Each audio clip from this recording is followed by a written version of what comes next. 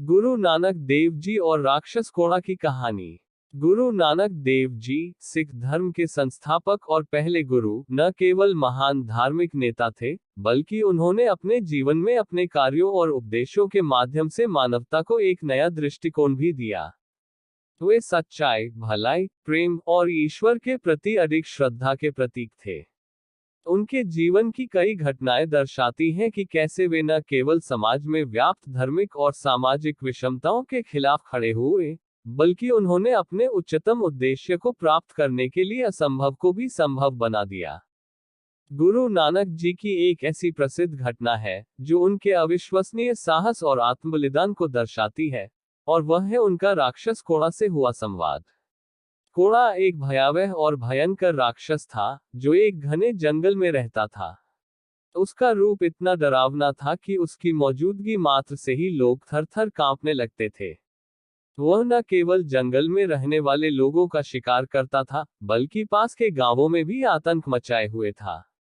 जब भी कोई व्यक्ति उसके पास जाता, तो वह उसे मार डालता या फिर उसे अपनी शर्तों पर दास बना लेता था। कोड़ा का जीवन सिर्फ हिंसा और क्रूरता से भरा हुआ था। उसका दिल पूरी तरह से पत्थर की तरह कठोर था, और उसे किसी भी प्रकार की दया या करुणा का कोई एहसास नहीं था। कोड़ा के आतंक से बचने के लिए आसपास के लोग उसे दान और सम्मान देने की कोशिश करते थे, लेकिन कभी भी उसकी भूख शांत नहीं होती थी। वह कभी भी संतुष्ट नहीं हो पाता था और अपनी क्रूरता से जंगल और आसपास के गांवों में भय का माहौल बनाए रखता था। गुरु नानक देव जी अपने जीवन में विभिन्न स्थानों का दौरा करते थे, और अपने अनुभवों के माध्यम से वे समाज में धार्मिक और नैतिक जागरूकता फैलाने का कार्य कर रहे थे। वे हमेशा लोगों को ईश्वर के साथ संबंध बनाने और भक्ति, सच्चाई और मानवता के रास्ते पर चलने की शिक्षा देते थे। एक दिन गुरु नानक देव जी और उनके शिष्य अपनी यात्रा के दौरान उस जंगल से गुजर रहे थे, जहां कोड़ा का आतंक फैला हुआ था। गुरु जी ने सुना था कि उस जंगल में एक राक्षस है जो सबको डराता है और किसी को भी शांति से जीने नहीं देता। गुरु नानक देव जी अपने शिष्यों के साथ उस जंगल के पास पहुंचे, और वहां के लोगों ने उन्हें चेतावनी दी कि उन्हें जंगल से दूर रहना चाहिए, क्योंकि वहां कोड़ा रहता है।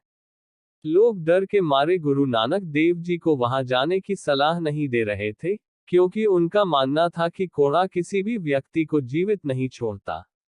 लेकिन गुरु नानक देव जी बिना किसी भय के उस रास्ते पर बढ़ते गए। उनके चेहरे पर शांति और धैर्य था, और वे पूरी तरह से आश्वस्त थे कि परमात्मा उनका साथ देगा। शिष्यों ने देखा कि गुरु जी ने किसी भी तरह के खतरे से डरने की बजाय निर्भीकता और आस्था के साथ जंगल की ओर कदम बढ़ाया।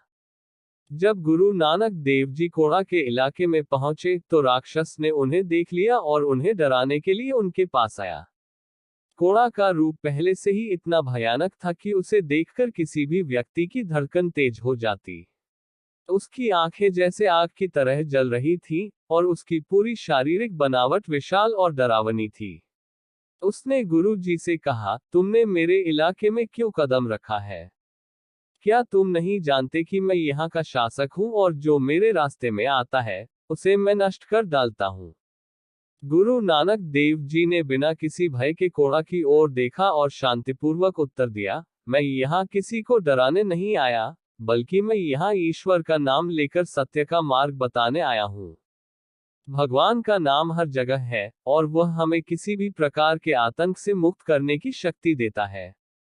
कोड़ा ने गुरु जी की बातों को नजरअंदाज किया और उन्हें धमकी दी कि वह उन्हें मौत के घाट उतार देगा। लेकिन गुरु जी ने कोड़ा की बातों का कोई असर न होने दिया। उन्होंने कोड़ा से कहा, तुम्हारी शक्ति केवल इस शरीर की शक्ति है, लेकिन असली शक्ति परमात्मा की है।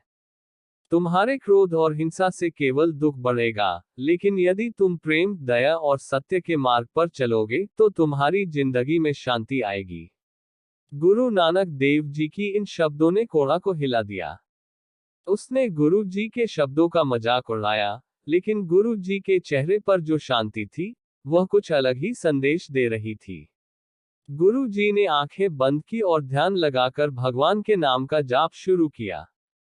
जैसे ही उन्होंने भगवान का नाम लिया, उनका पूरा आभा मंडल बदलने लगा। एक अद्वितीय ऊर्जा का संचार हुआ और वह पूरा जंगल जैसे रोशन हो गया। गुरु नानक देव जी की उपस्थिति में कोई भी असुर या राक्षस अपने कुकर्मों से बच नहीं सकता था।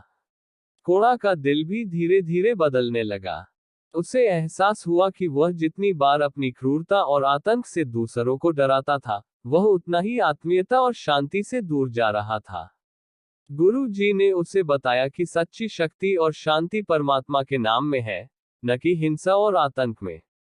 गुरु जी के शब्दों ने कोड़ा के भीतर का अंधकार मिटा दिया और उसे ईश्वर की महिमा का एहसास हुआ। गुरु नानक देव जी के आशीर्वाद से कोड़ा का हृदय बदल गया। उसने गुरु जी से माफी मांगी और उनके मार्ग पर चलने का संकल्प लिया।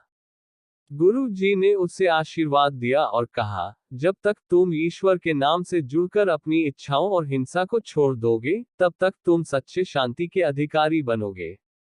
कोड़ा ने गुरु जी की बातों को समझा और अपने पुराने रास्ते को छोड़ दिया।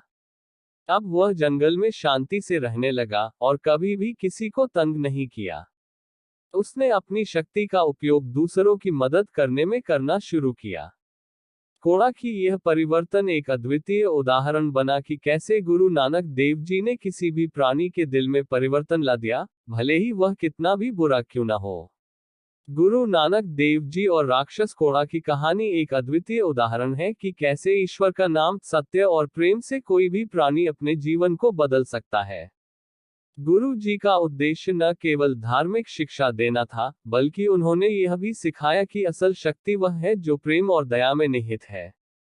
यह कहानी यह भी बताती है कि किसी भी प्राणी के भीतर अच्छाई छिपी होती है, और अगर उसे सही मार्गदर्शन मिले तो वह अपने जीवन में महान बदलाव ला सकता है।